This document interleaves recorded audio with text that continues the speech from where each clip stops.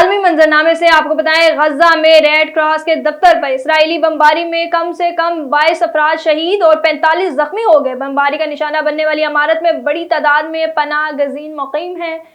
عرب media کے مطابق بین الاقوامی ریڈ کراس کمپنی نے سوشل میڈیا ایپ ایکس پر کہا کہ جمعے اور ہفتے کی رات کو اس کے دفتر پر اسرائیلی فوج نے بمباری کی، جس کے نتیجے میں علاقے میں واقع ریڈ کراس فیلڈ ہسپتال میں لاشوں اور زخمیوں کی بڑی تعداد لائی گئی، جس میں سے بعض کی حالت نازک بتائی جاتی ہے۔ اقوام متحدہ مشن برائے افغانستان کی سلامتی کونسل میں افغانستان سے متعلق سہ-ماہی رپورٹ پیش کر دی گئی۔ طالبان کے اقتدار سنبھالنے کے بعد افغانستان میں انسانی حقوق کی سنگین خلاف ورزیاں کسی سے ڈھکی چھپی نہیں ہیں۔ 2021 کے بعد سے اقوام متحدہ مشن برائے افغانستان نے افغان سرزمین پر جاری انسانی حقوق کی خلاف ورزیوں کے متعلق عالمی سطح پر بھرپور آواز اٹھائی۔ سعودی عرب میں شدید گرمی سے جاں بحق ہونے والے حاجیوں کی تعداد 1000 سے متجاوز کر گئی۔